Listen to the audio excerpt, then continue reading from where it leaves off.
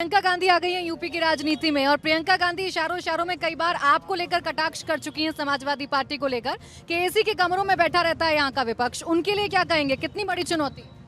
तो वो क्या लोगों के अंदर और धूप के अंदर घूम रही हैं? वो एसी में नहीं रहती।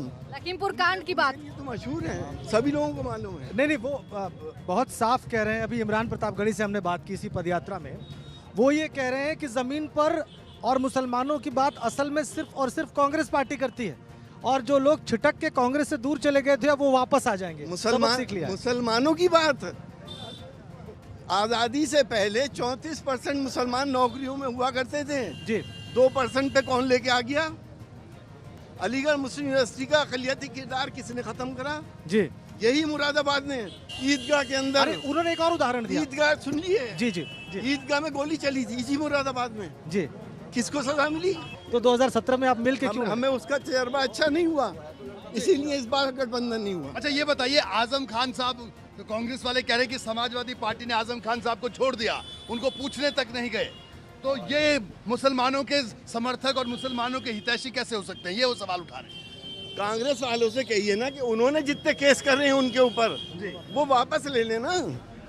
70% केस तो कांग्रेस ने करवाए हैं। भाई साहब आप बताइए, जो प्रदेश सरकार है, मौजूदा सरकार, क्या लगता है आपको, कैसा रहा कामकाज 5 साल सरकार का?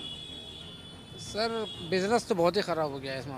बिजनेस खराब हो गया, आपको क्या लगता है भाई साहब? कारोबार तो खत्म ही हो गया एकदम। जी, कारोबार है कहाँ?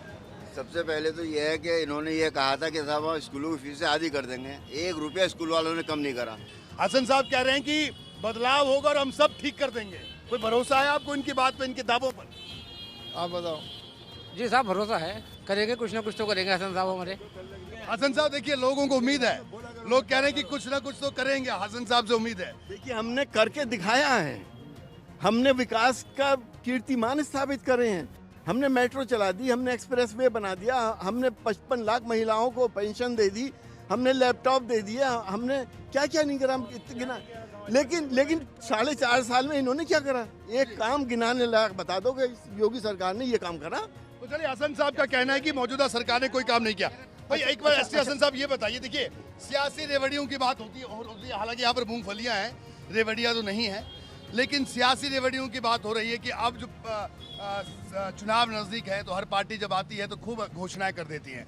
और बीजेपी का एक कहना है कि जब आपकी सरकार जाने लगी थी उस वक्त आपने खूब रेवड़ियां बांट दी, ये कर देंगे, ये कर देंगे, ये कर देंगे, और कोई बजट नहीं था, कुछ नहीं करने को था। इस पर आपका क्या कहना है? हमने करके दिखाया भी है भाई साहब जी। हमने क्या 55 लाख लोगों को पेंशन नहीं दी? हमने कन्या विद्याधन नहीं दिया क्या? हमने बेरोजगारी भत्ता नहीं दिया क्या? चाचा बताइए, आप बताइए क्या चल रहा है इस वक्त उत्तर प्रदेश में? क्या होने वाला, चुनाव नजदीक आ रहे हैं? हाँ, गुंडागर्दी चल रही है उत्तर प्रदेश। गुंडागर्दी तो कह रहे हैं कि गुंडागर्दी खत्म हो गई, गुंडागर्दी शुरू हुई है। हसन साहब के कुछ समर्थक आ गए हैं, तो ये देखिए एसटी हसन साहब के समर्थक भी यहाँ पर मौजूद हैं, वो भी उनसे बात कर रहे हैं। क्या लग रहा है आपको, इस बार कोई बदलाव होगा? क्या होगा? बदलाव ही होगा। कैसे होगा बदलाव लग रहा है? महंगाई को देखते हुए। चाचा क्या हो रहा है इस बार चुनाव में? एसटी हसन साहब, नहीं, एसटी हसन साहब तो लोकसभा का चुनाव लड़ते हैं, विधानसभा में क्या हो रहा है? विधानसभा में ठीक ही हो रहा है। ठीक हो रहा है, बदलाव है, बिल्कुल बदलाव। हसन साहब महंगाई और बेरोजगारी, क्या आपको लग रहा है ये चुनावों में बड़े मुद्दे बनेंगे या फिर चुनावों में फिर से वही होगा, हिंदू मुसलमान और बस? देखिए अब हिंदू मुसलमान नहीं होने वाला। आप देख रहे हैं एसटी हसन के साथ कितने हिंदू भाई हैं, वो समझ गए हैं कि यह हिंदू मुसलमान करके हमारा पेट नहीं भरा जा सकता, हमें रोजी रोटी नहीं मिल सकती। महंगाई बहुत बड़ा मुद्दा है। अच्छा, ट्रिपल तलाक का जो मुद्दा है, इतना बड़ा मुद्दा बनाया बीजेपी ने और कहा कि देखिए हमने मुस्लिम महिलाओं के लिए काम किया, इस पर आपका क्या स्टैंड है? किस तरीके से आप इसे देखते हैं? देखिए ये मुद्दा मुस्लिम महिलाओं का नहीं था, ये मुद्दा राजनीतिक हो गया था।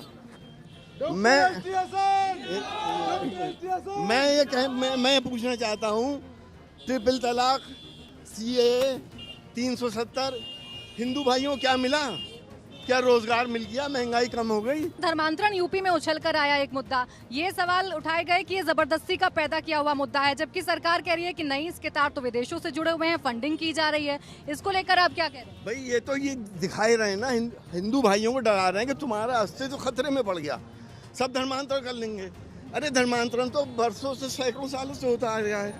हिंदू मुसलमान हो रहे हैं, मुसलमान हिंदू हो जाते हैं, बच्चे शादियां कर लेते हैं एक दूसरे से, वो लव जिहाद लिया है। अभी अखिलेश जी ने कहा पिछड़ों का इंकलाब होगा, तो क्या ये मान लिया जाए कि इन चुनाव में समाजवादी पार्टी पिछड़ों के वोट पर ही फोकस करेगी और उसी से सारा विनिंग कॉम्बिनेशन बन कि रहा है? हमारा कोई वोट बैंक मान के हम नहीं, ये किसी मैं पे नहीं कह रहा काम हूँ, करते। पिछड़ों का इंकलाब मेरा हाँ, नहीं। पिछड़े हमारे साथ जुड़ रहे हैं, इनकलाब आ गया उनके अंदर। इसका मतलब पिछड़े- पिछड़े आपके साथ नहीं थे पहले, या बहुत से नहीं भी थे और हाँ। बहुत से थे भी। अब बड़ी तादाद में हमारे साथ जुड़ रहे हैं। चुनावी समीकरणों पर लौटते हैं। ओपी राजभर जी की पार्टी के साथ आपका गठबंधन है और ओपी राजभर साहब कह रहे हैं कि मुख्तार अंसारी जिस सीट पर हाथ रख दे वहीं से उनको टिकट हम देंगे।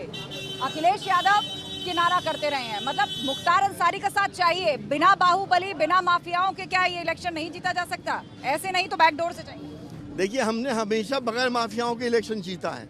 अखिलेश यादव जी ऐसे लोगों को जिनके ऊपर कोई दाग लगे हुए हैं उनसे दूर रहने की कोशिश करते हैं। आप पश्चिमी उत्तर प्रदेश में इस बार क्या सियासत को कैसे देख रहे हैं? एक तरफ किसान हैं, आरएलडी के साथ आप लोगों का गठबंधन हो गया, तो आपको लगता है कि पिछली बार भारतीय जनता पार्टी ने पूरे पश्चिम उत्तर प्रदेश में विधानसभा चुनावों में जबरदस्त प्रदर्शन किया था।